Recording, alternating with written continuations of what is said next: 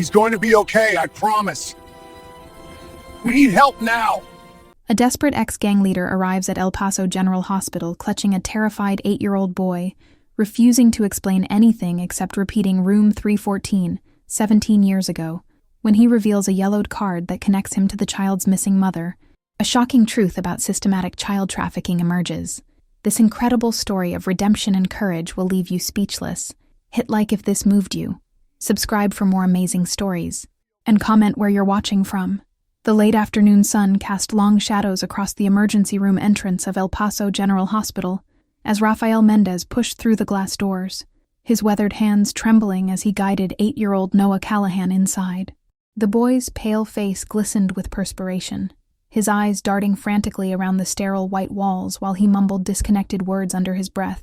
The familiar smell of disinfectant hit Rafael like a punch to the gut, mixing with the distant sound of a Spanish radio station, playing softly from the nurse's station. His work boots squeaked against the polished linoleum as he approached the triage desk, Noah's small fingers clutching his calloused hand with desperate strength. "I need to see Dr. Hart," Rafael said, his voice steady despite the chaos brewing in his chest. "This boy needs help now."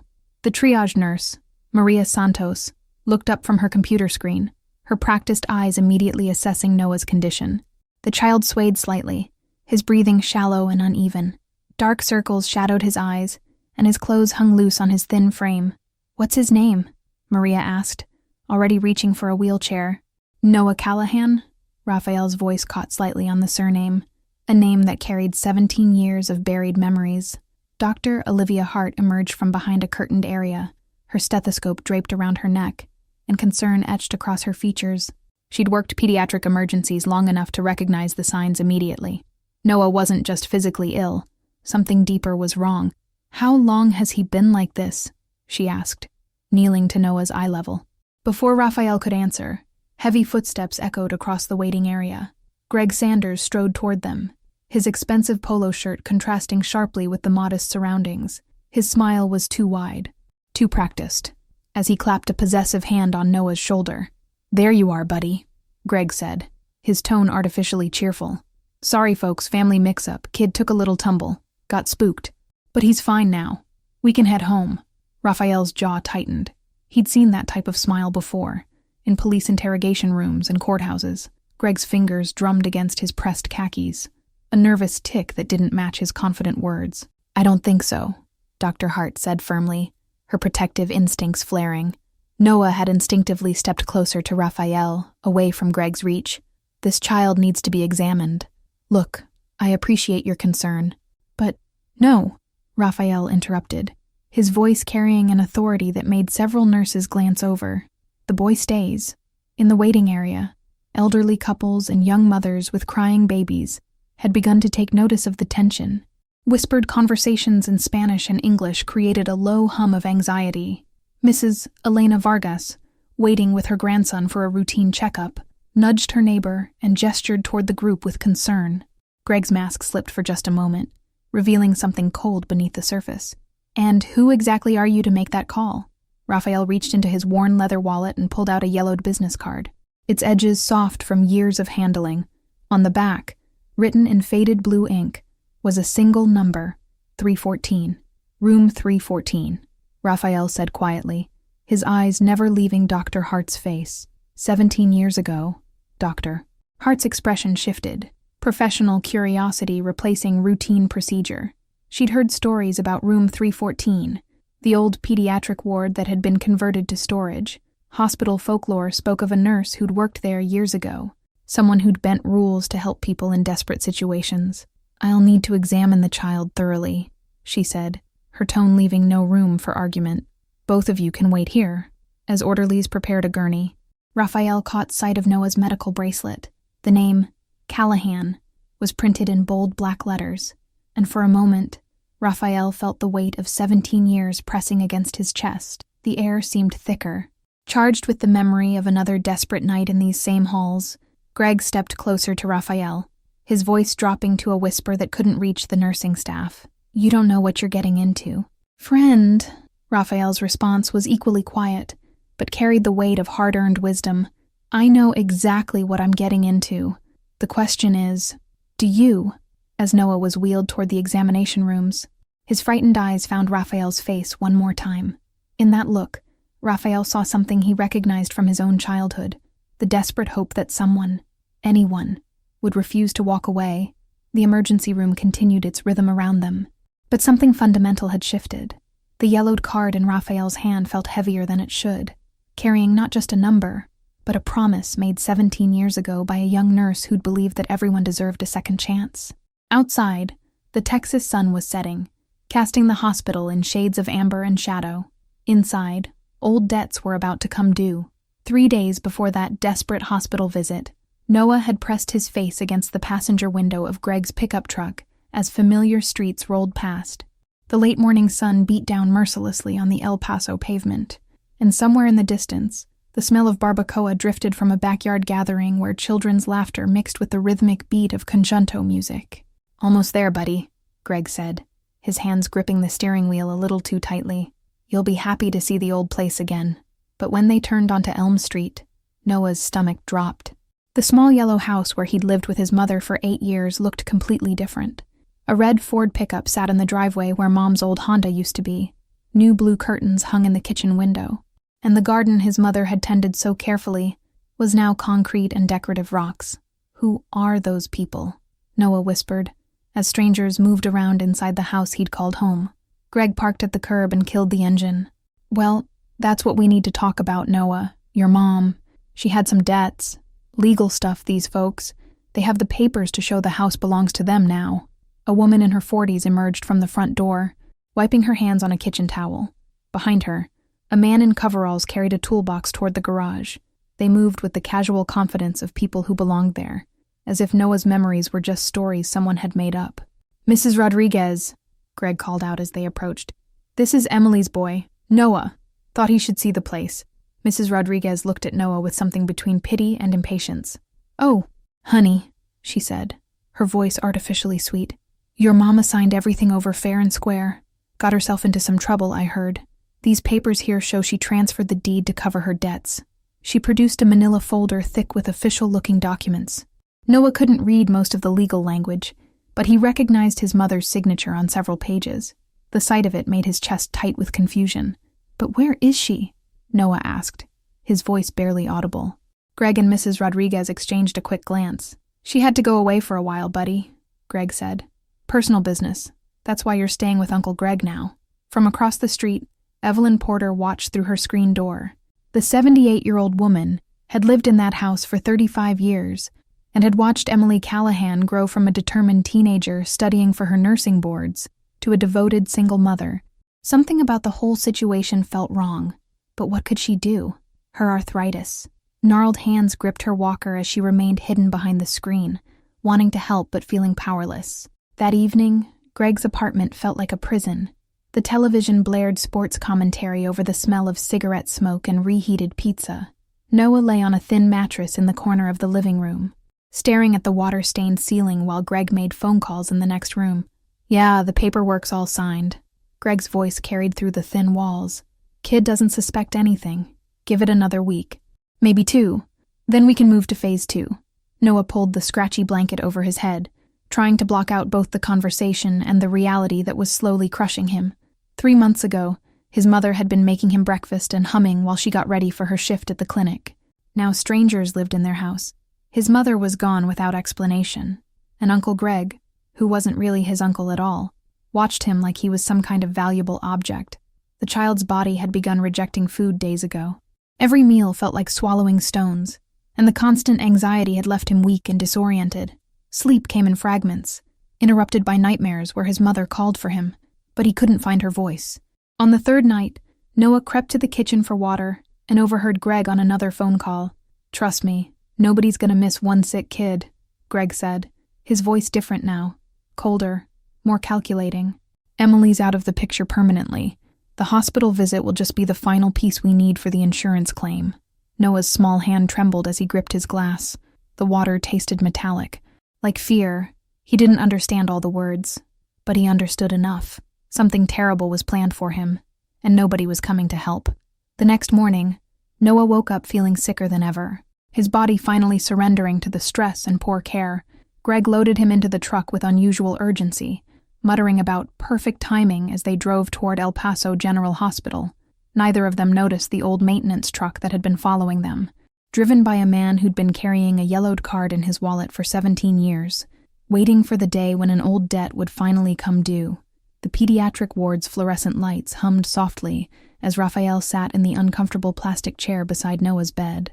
The boy slept fitfully under thin hospital blankets, his breathing finally steady after Dr. Hart had administered IV fluids and mild sedation.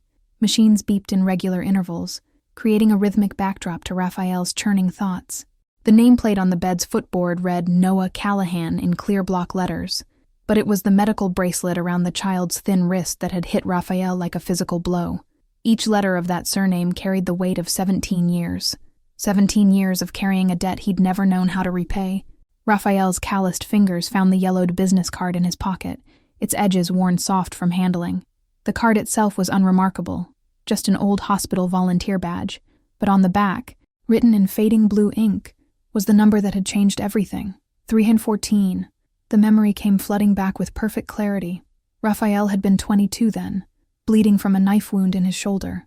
Stumbling through these same hospital corridors while sirens wailed in the distance, he'd been involved in things he wasn't proud of, running with a crew that solved problems with violence. That night, everything had gone wrong.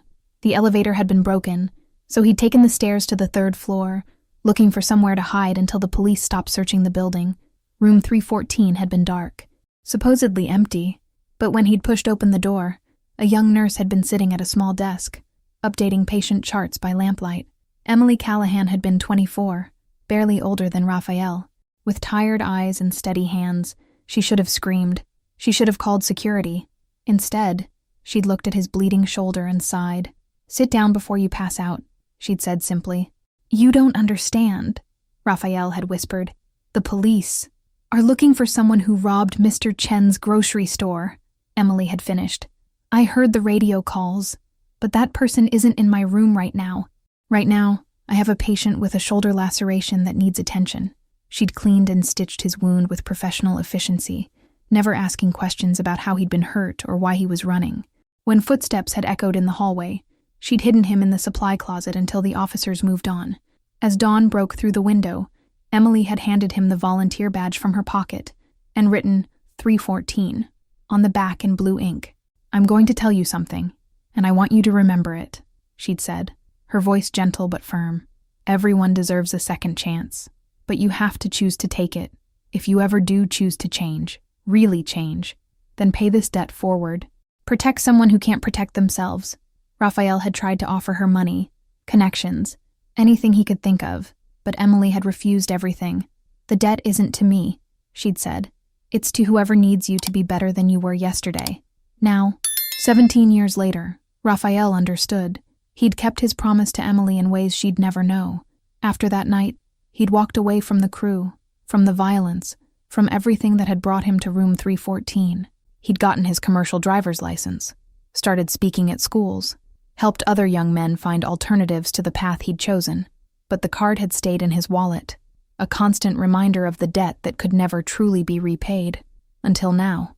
"Mr. Mendez," Dr. Hart's voice pulled him back to the present.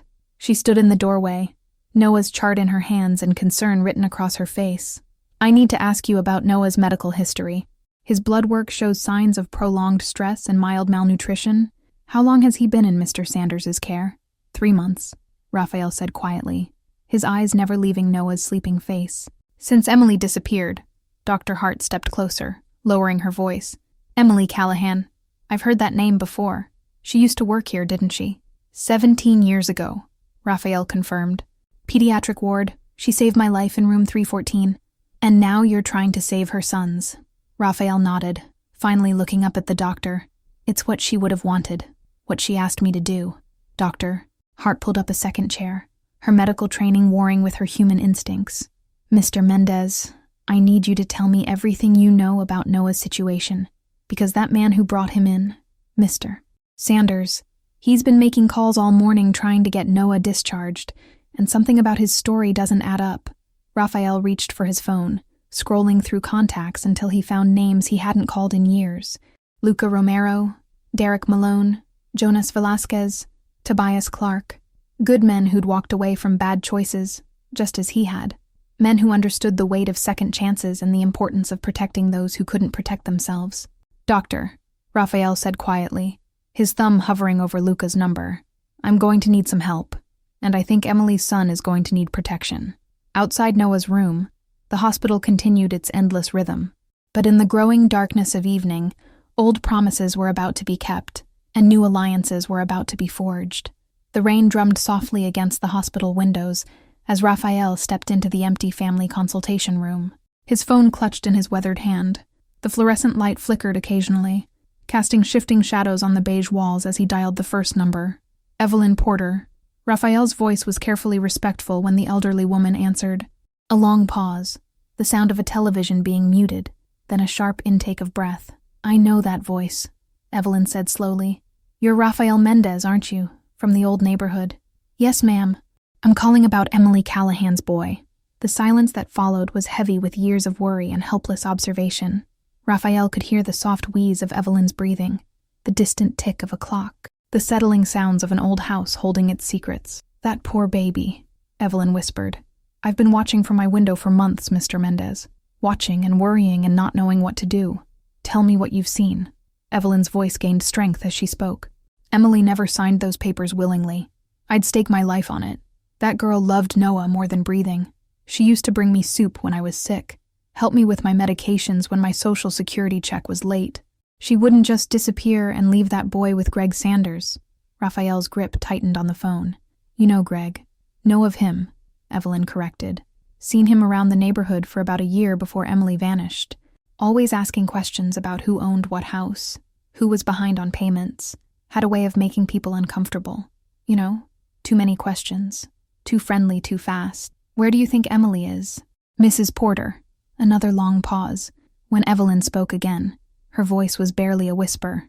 Mr. Mendez, I think Emily might be dead, and I think that man killed her for her house and her boy. Rafael closed his eyes, letting the weight of her words settle. Mrs. Porter, I need you to stay safe and stay quiet for now. But would you be willing to tell the authorities what you've told me? If it helps that little boy, I'll tell anyone who'll listen. After ending the call, Rafael stared at his phone for a long moment before dialing the next number. Each conversation that followed carried the same thread of loyalty and determination. Luca Romero answered on the second ring, the sound of teenage voices and squeaking sneakers in the background. Rafael, man, it's been 2 years, how are you? I need a favor, Luca. Remember the name Emily Callahan, the nurse, from back in the day? Luca's voice grew serious. What about her? Her 8-year-old son is in danger. I'm at El Paso General right now. Give me 20 minutes. Derek Malone was working late at his auto shop when Rafael called, the sound of pneumatic tools echoing in the background. When Rafael explained the situation, Derek's response was immediate. Emily Callahan saved my cousin's life when he had appendicitis.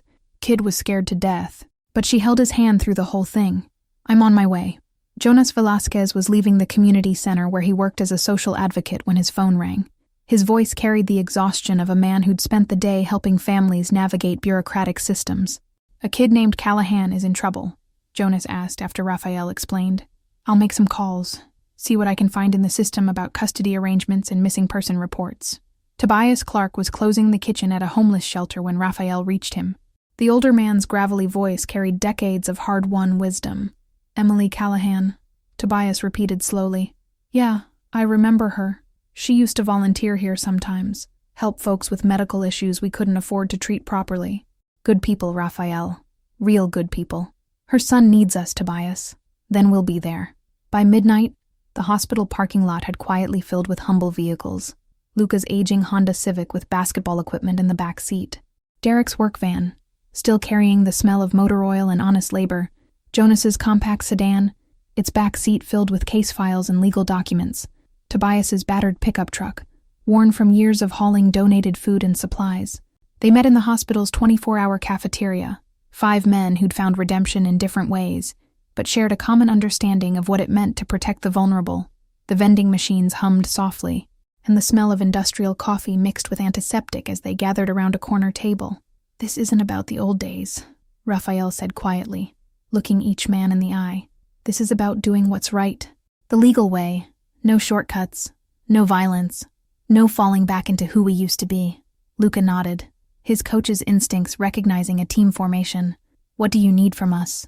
Information, observation, community support. We're going to find out what happened to Emily Callahan, and we're going to make sure her son is safe. Derek cracked his knuckles, the sound sharp in the quiet cafeteria. Just tell us where to start.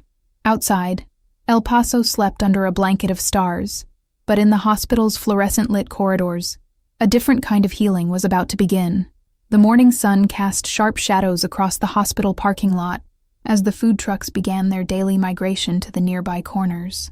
The smell of fresh tortillas and chorizo drifted through the air, mixing with car exhaust and the perpetual scent of desert dust that clung to everything in El Paso. Hospital security guard Marcus Williams noticed them first. 5 men who moved with purpose but without aggression, each taking up different positions around the facility like pieces on a chessboard. Their presence changed the atmosphere in ways that were subtle but unmistakable. Luca Romero had positioned himself near the main entrance, stretching against a concrete pillar as if cooling down from a morning run, when a group of teenagers from his neighborhood recognized him and approached. Their conversation seemed casual, but Luca's eyes never stopped scanning the parking lot. "Coach, what you doing here?" asked Miguel, a 17-year-old who'd been in Luca's program for 2 years. "Just visiting someone," Luca replied easily. "But hey, since you're here, you guys know anything about a man named Greg Sanders? Drives a red pickup, hangs around the east side." The teenagers exchanged glances. "Yeah, we know him," said Maria, Miguel's sister. "He's been asking questions around the neighborhood. Weird questions. Like how much people pay for rent, who owns their houses, makes people nervous." Inside the hospital, Jonas Velasquez had struck up a conversation with Sandra Lopez, the social worker assigned to Noah's case. They sat in Sandra's cramped office, surrounded by filing cabinets and motivational posters about child welfare. "The custody paperwork is strange," Sandra admitted, pulling out a manila folder. "Normally, temporary guardianship involves family court, home studies, background checks. But Mr. Sanders has documents showing he was named as guardian in Emily Callahan's will." Jonas frowned, his experience with legal documents immediately spotting red flags. "Did anyone verify that will with a probate court? Is there a death certificate for the mother?" "That's what's odd," Sandra said, lowering her voice. "There's no death certificate. Emily Callahan is listed as missing in the police database. But somehow Mr. Sanders has legal authority over her son." Meanwhile, Derek Malone had found an excuse to examine Greg's pickup truck in the visitor parking lot. His trained mechanic's eye noticed details others might miss: fresh scratches on the paint, new floor mats, and most importantly, a GPS device hastily mounted on the dashboard, as if someone needed to track the truck's movements. "Excuse me," a voice said behind him. Derek turned to find a security guard approaching. "Can I help you?" "Oh, sorry," Derek said, stepping back from the truck. "Thought this might be my buddy's ride. Same model, you know, but the license plate's different."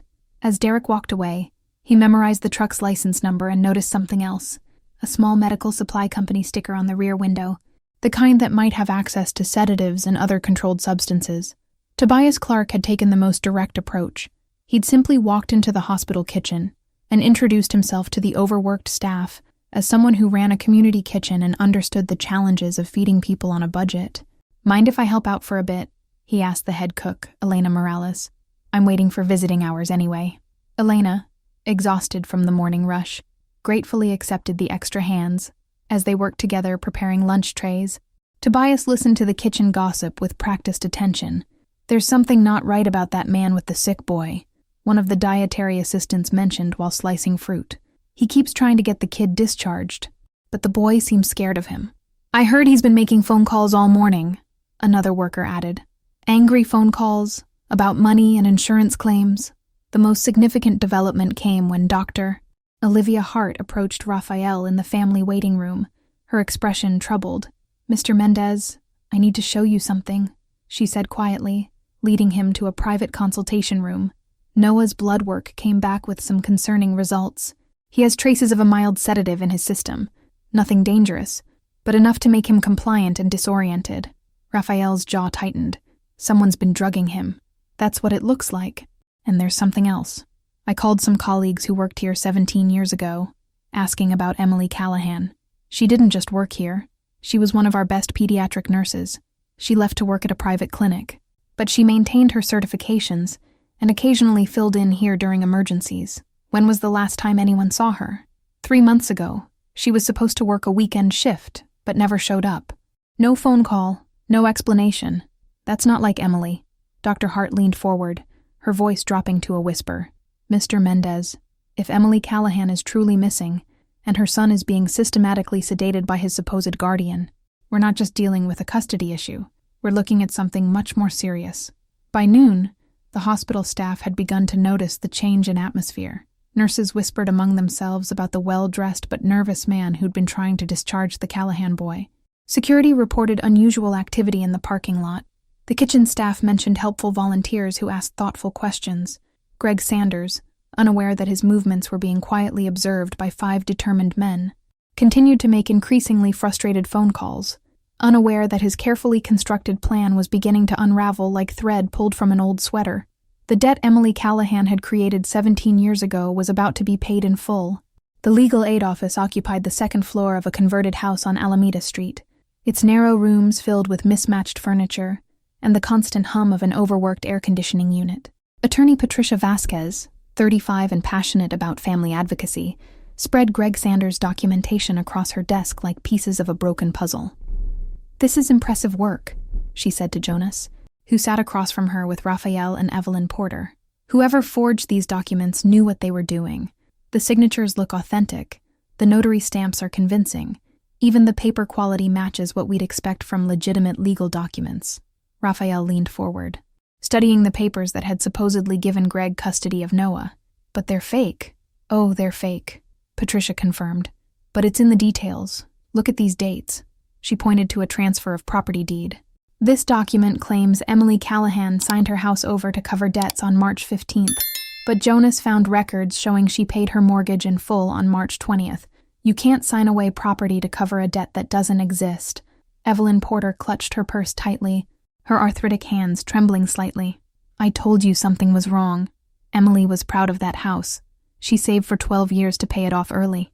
Jonas had spent the morning at the county clerk's office, cross-referencing public records with the documents Greg had presented to various agencies.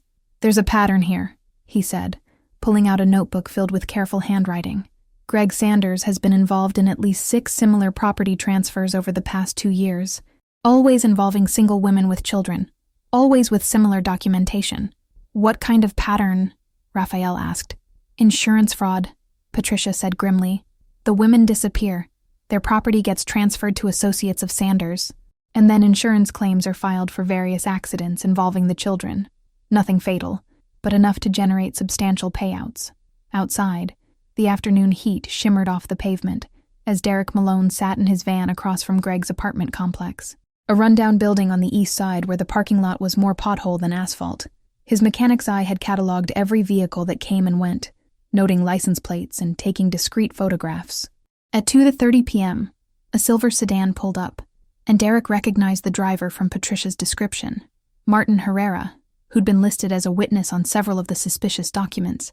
Derek watched as Martin entered the building carrying a briefcase, and emerged 20 minutes later looking agitated. Derek's phone buzzed with a text from Luca. "Kids at the basketball court saw Greg's truck at the check-cashing place on Pisano. Same place 3 different days this week." Meanwhile, Tobias Clark had spent his lunch break at the community center where Emily had sometimes volunteered. Sister Margaret, the elderly nun who ran the facility, remembered Emily well. "Such a dedicated young woman," Sister Margaret said as they sat in her cluttered office. "She used to bring Noah here sometimes when she worked late shifts. He'd help in the kitchen, always polite, always worried about his mother working too hard." "When was the last time you saw them?" "About 4 months ago." Emily seemed stressed. Said someone had been calling her about supposed debts she didn't owe. She was afraid, but didn't want to worry Noah. Sister Margaret paused, her weathered face creasing with concern. "Mr. Clark, I've been running this center for 30 years. I know the difference between someone who's struggling and someone who's being hunted." Emily Callahan was being hunted. That evening, as Rafael sat beside Noah's hospital bed, Dr. Hart brought disturbing news. "I spoke with Dr. Rodriguez at the clinic where Emily worked," she said quietly. "Emily never quit her job. She simply stopped showing up 3 months ago. Her personal belongings are still in her locker. Her final paycheck is still waiting to be picked up." Noah stirred in his sleep, murmuring his mother's name, The boy's color had improved with proper nutrition and care, but his eyes still held the haunted look of a child who'd experienced too much uncertainty. "There's something else, Doctor," Hart continued. "Greg Sanders has been calling every 2 hours, demanding Noah's release. He's threatened to involve lawyers, claimed we're holding the boy illegally. But here's what's interesting. He's never once asked about Noah's medical condition or how he's feeling." Rafael's phone buzzed with a text from Patricia Vasquez. Found Emily's real will at her attorney's office. She never named Greg as Noah's guardian. She named her friend Sarah Martinez, who lives in San Antonio. Sarah has been looking for Noah for 3 months. As the sun set over El Paso, casting long shadows through the hospital windows, the pieces of Greg Sanders's elaborate fraud were finally falling into place. But with that clarity came a new danger. If Greg suspected they were onto him, he might decide to cut his losses and disappear, taking Noah with him. Rafael looked down at the yellowed card in his hands. Emily's number 314 written in fading ink. 17 years ago, she told him that everyone deserved a second chance. Now it was time to make sure her son got his first chance at a safe, honest life. The real battle was just beginning. The early morning sun painted El Paso's industrial district in shades of copper and rust. As Derek Malone pulled his work van into the parking lot of Santos Auto Repair, the smell of motor oil and welding sparks filled the air as mechanics arrived for their shifts. But Derek wasn't there for routine business. "Oi, Derek," called out Carlos Santos, wiping his hands on a grease-stained coverall. "What brings you to this side of town?" "Looking for information about a red pickup," Derek said casually, showing Carlos a photo he'd taken of Greg's truck. "Owner might have brought it in for work recently." "Nothing serious, just trying to track down some parts." Carlos studied the photo and nodded. "Yeah, I remember this one. Guy brought it in about 2 weeks ago. Wanted the interior completely cleaned. Professional cleaning, not just a basic wash. Paid cash. Seemed nervous. Remember anything else about him. He kept looking at his phone, making calls about insurance claims. And here's the weird part. He wanted us to install a hidden GPS tracker. Said he needed to keep tabs on his investment. 20 minutes across town, Luca Romero was running morning drills with his high school basketball team at Roosevelt Park. The rhythmic bounce of basketballs on asphalt, mixed with the sound of traffic on nearby Mesa Street as teenagers worked through passing exercises. "Coach," called out Isabella, one of his most reliable players. "My cousin works at that check cashing place on Paisano. She says that guy you asked about has been coming in every few days, cashing checks from some medical supply company." Luca paused in his demonstration, his attention fully focused now. "What kind of checks?" "Insurance reimbursements, she thinks. Always the same amount, $2,400. But here's the thing, Coach. The signatures on the checks keep changing. Sometimes it's one name, sometimes another." While his teammates continued their drills, Luca stepped aside to text Jonas. "Check medical supply companies linked to Greg Sanders. Multiple insurance checks. Different signatures?" Jonas Velasquez had spent the morning in the basement records room of the county courthouse, a fluorescent-lit maze of filing cabinets that smelled like old paper and municipal coffee. His background in social work had taught him to navigate bureaucratic systems, and today, that skill was paying dividends. "Find anything interesting?" asked Maria Gonzalez, the records clerk who'd been helping him access archived documents. "Too much," Jonas replied, spreading photocopies across a small table. "Greg Sanders has been named as a guardian or care provider for 7 different children over the past 3 years. All single mothers, all missing or deceased, all with property transfers and insurance claims." Maria leaned over to look at the documents, her eyebrows rising. 7 kids. Where are they all now? That's what I'm trying to figure out. Some were placed with relatives in other states, some with family friends, but there's no paper trail showing they ever arrived safely. The weight of that discovery settled over the small room like dust from the old files. 7 children, possibly more, caught in what appeared to be a systematic operation, designed to generate insurance money and property transfers. Meanwhile, Tobias Clark had spent his afternoon visiting homeless encampments and shelters throughout the city. Places where people who lived on society's margins often noticed things others missed. At the rescue mission on South El Paso Street, he found what he was looking for. "Yeah, I seen that truck," said Tommy Reeves, a veteran who'd been living rough for 6 months. "Red pickup, right. Guy drives around the east side, always talking on his phone about kids and money. Creepy as hell if you ask me. Ever see him with children?" "Once or twice. But here's the thing. Tobias, Those kids never looked happy. They looked scared, like they wanted to run but didn't know where to go. As evening approached, the 5 men reconvened in the hospital cafeteria, their collective findings painting a picture none of them wanted to believe. The smell of industrial food and antiseptic couldn't mask the gravity of what they'd discovered. "We're not just dealing with insurance fraud," Rafael said quietly, his voice heavy with the weight of responsibility. "We're looking at a trafficking operation, kids disappearing, false documents, systematic exploitation. The question is, how do we stop it without putting Noah in more danger?" Luca asked. Dr. Hart approached their table, her face pale with exhaustion and worry. "Gentlemen, we may have a problem. Mr. Sanders just left with a man in an expensive suit, claiming to be his attorney. They're threatening to get a court order to remove Noah immediately." Jonas looked up sharply. "Did you get the lawyer's name?"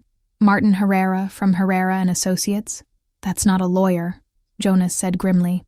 "That's one of the men who's been signing fake documents as a witness. If they're bringing in the heavy artillery, it means they know we're getting close." Rafael stood up, his decision crystallizing with the clarity that had once made him a leader, albeit for the wrong reasons.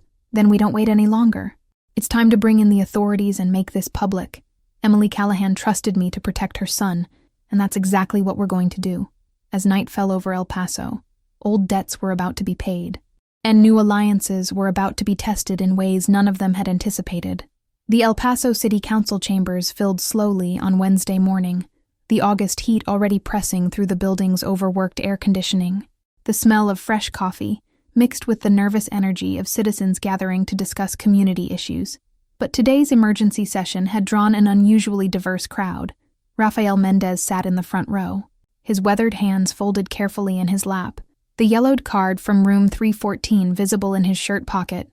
Beside him, Noah Callahan, released from the hospital that morning under protective custody, clutched a cup of hot chocolate that Tobias had brought from a nearby cafe. Evelyn Porter occupied the wheelchair-accessible section, her walker positioned carefully beside her chair, a manila folder thick with Emily's personal documents resting on her lap. Her neighbor, Mrs. Rodriguez, sat nearby with 3 other women from Elm Street, all wearing worried expressions and clutching purses like shields. Patricia Vasquez, the legal aid attorney, had arranged for the emergency community session after Jonas discovered that Greg Sanders' operation potentially involved dozens of missing children across West Texas.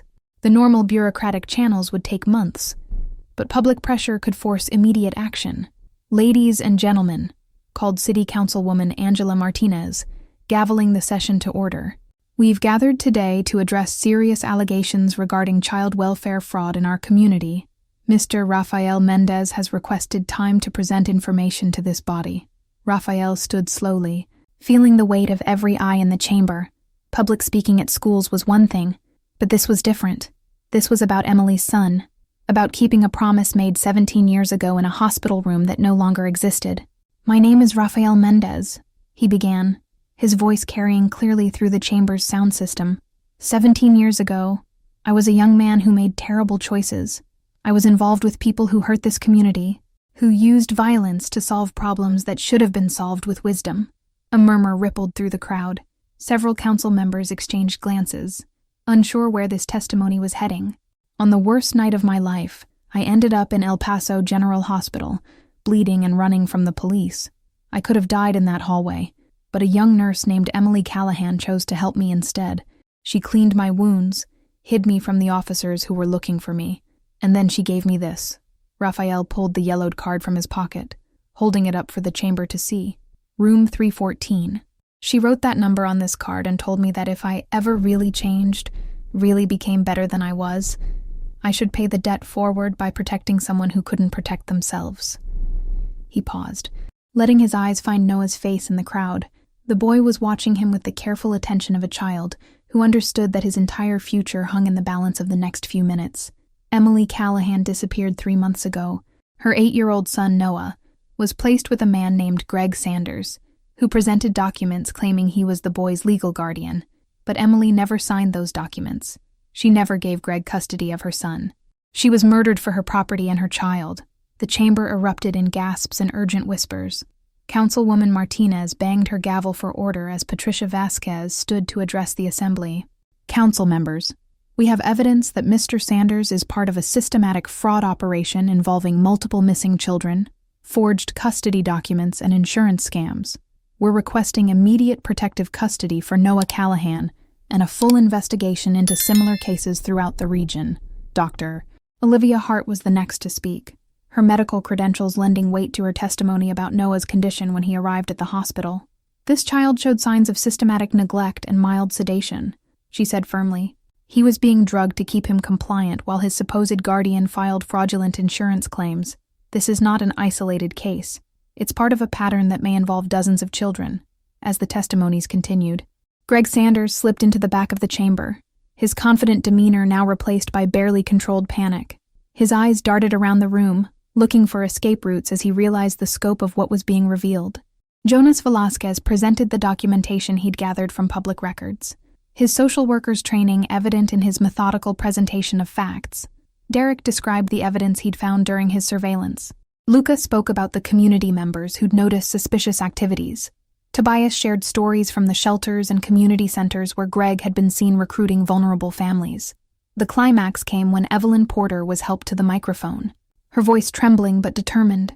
"Emily Callahan was like a daughter to me," she said, her words carrying the authority of decades in the neighborhood.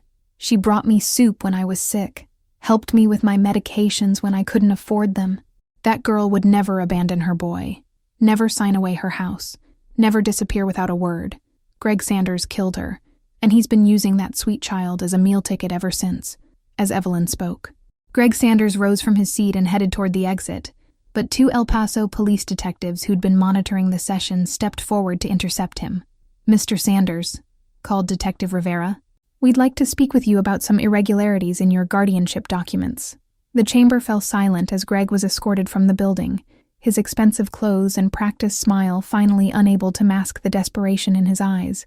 Noah looked up at Rafael, his young face showing the first signs of hope it had held in months. "Is it over?" the boy whispered. Rafael knelt down beside Noah's chair, his voice gentle but certain. "The hard part's over, son. Now we get to work on the good part." The fluorescent lights in the city council chamber cast stark shadows as Rafael stepped to the microphone for the second time. The morning's revelations had left the audience stunned, but now came the moment he'd been preparing for, consciously or unconsciously, for 17 years. "I want to tell you about debt," Rafael began, his voice steady despite the tremor in his hands. "Not money debt, but the kind that changes who you are." Noah sat in the front row, flanked by Dr. Hart and Patricia Vasquez, his small frame dwarfed by the adult drama unfolding around him. His eyes never left Rafael's face, as if trying to understand how this stranger had become his protector. "When I was 22, I thought strength meant hurting people before they could hurt you. I thought loyalty meant following orders. Even when those orders were wrong, I was angry at the world, angry at my circumstances, angry at anyone who seemed to have what I didn't." Rafael paused, letting his eyes sweep across the chamber. In the audience, he saw faces that reminded him of his younger self, teenagers from Luca's basketball program, young men who hung around the community centers where Tobias worked, families struggling with the same hopelessness he'd once felt. "The night I met Emily Callahan, I was bleeding from a knife wound. I'd been involved in a robbery that went wrong, and I was running from the consequences of choices I'd made. I could have died in that hospital hallway." He pulled the yellowed card from his pocket again, holding it steady despite his shaking hands. "Emily didn't see a criminal that night. She saw someone who needed help. She cleaned my wounds, hid me from the police, and then she wrote 314 on this card and told me something I'll never forget. If you ever choose to really change, pay this debt forward by protecting someone who can't protect themselves." Rafael's voice grew stronger as he continued. "I want you to understand something about change. It's not a switch you flip. It's not a dramatic moment where everything suddenly becomes clear. Change is getting up every morning and choosing to be better than you were the day before, even when nobody's watching. Even when it's easier to stay the same." Dr. Hart found herself leaning forward, struck by the raw honesty in Rafael's words. She'd seen many parents and guardians speak about children in crisis, but this was different. This was a man who understood exactly what it meant to be lost and found again. "I became a truck driver because I needed work that kept me moving, kept me from falling back into old patterns. I started speaking at schools because I remembered what it felt like to be young and angry, and convinced that nobody cared whether I lived or died. In the audience, several teenagers from Luca's program exchanged glances. They'd heard Rafael speak at their school the previous year, but they hadn't known about this part of his story. "For 17 years I've carried this card," Rafael continued, holding it up again. "I've helped kids stay in school, helped ex-gang members find legitimate work, helped families navigate systems that seemed designed to crush them. But I always knew the real debt was still out there, waiting." Noah shifted in his seat, his young mind processing concepts of loyalty and protection that were far beyond his years. 3 days ago, I walked into El Paso General Hospital with Emily Callahan's son in my arms. He was scared, sick, and alone, and I realized that everything I'd done for 17 years had been preparation for this moment, for keeping the promise I made to his mother. Rafael's voice caught slightly, emotion threatening to overwhelm his carefully maintained composure. "Emily Callahan saved my life, but more than that, she showed me that people can choose to be better than their circumstances. She proved that kindness isn't weakness, that protecting others makes you stronger, not weaker." The chamber was completely silent now. Even the usual rustling of papers and shifting in seats had stopped. "I don't know what happened to Emily," Rafael said, his voice dropping to almost a whisper. "But I know she died believing that people can change, that second chances matter, that love is stronger than fear. And I know she would want her son to grow up in a world where those beliefs are true." He looked directly at Noah, his weathered face softening. "Son, your mother was the bravest person I ever met. She saved my life so I could be here to save yours. That's how love works. It ripples outward. It connects people across time and space. It makes us all responsible for each other." As Rafael stepped back from the microphone, the chamber erupted in sustained applause, but he wasn't looking at the audience. He was watching Noah's face, seeing something precious there, not just relief or gratitude, but understanding. The boy was beginning to comprehend that he wasn't alone, that he was part of something larger than his grief and fear. Dr. Hart wiped tears from her eyes, struck by the realization that she'd just witnessed something extraordinary, a debt of honor being paid in full, publicly and completely, in the back of the chamber. Detective Rivera made notes about the investigation that would follow, but he was also thinking about the young officers on his force who could benefit from hearing Rafael's story. The debt Emily Callahan had created 17 years ago had been repaid, but in the process, it had created new obligations, new connections, new possibilities for redemption that would ripple through El Paso's communities for years to come. 6 months later, the late afternoon sun slanted through the windows of the small yellow house on Elm Street, illuminating dust motes that danced in the warm air. The smell of fresh paint mixed with the aroma of Tobias's famous chili cooking on the stove, while somewhere in the background, a radio played conjunto music softly. Rafael knelt in Noah's bedroom, holding a paintbrush steady as the boy carefully applied blue paint to the wall where his desk would sit. Noah's movements were deliberate and focused, a far cry from the trembling, disoriented child who'd arrived at the hospital 6 months earlier. "Higher on that side," Noah instructed, his voice carrying a confidence that would have been impossible to imagine during those dark days in Greg Sanders's custody. "Mom always said the colors should make you happy when you first wake up." Through the open bedroom door, they could hear the sounds of community, Luca's voice mixing with those of several teenagers from his basketball program as they assembled furniture in the living room. Derek's steady instructions as he showed Jonas how to properly install ceiling fans, Evelyn Porter's gentle directions as she and Sarah Martinez arranged books on newly built shelves. Sarah had driven down from San Antonio the day after Greg's arrest, her eyes filled with tears when she'd finally been reunited with the boy Emily had asked her to raise. The legal paperwork to establish formal guardianship had taken months, but Noah had never doubted where he belonged. "Mr. Rafael," Noah said quietly as he dipped his brush in the paint can, "do you think Mom would like what we did with her house?" Rafael paused in his work, considering the question with the seriousness it deserved. "I think your mom would love seeing you happy and safe. That's what she wanted most." The house itself had been returned to Noah through Patricia Vasquez's legal advocacy. The investigation into Greg Sanders's operation had revealed a network of fraud that stretched across 3 states, involving dozens of missing children and millions of dollars in fraudulent insurance claims. Greg now faced federal charges that would likely keep him in prison for the rest of his life. In the kitchen, Tobias stirred his chili while supervising the organized chaos of the community dinner. Elena from the hospital dietary staff had volunteered to bring tamales, while Sister Margaret from the community center had contributed fresh tortillas and her famous salsa verde.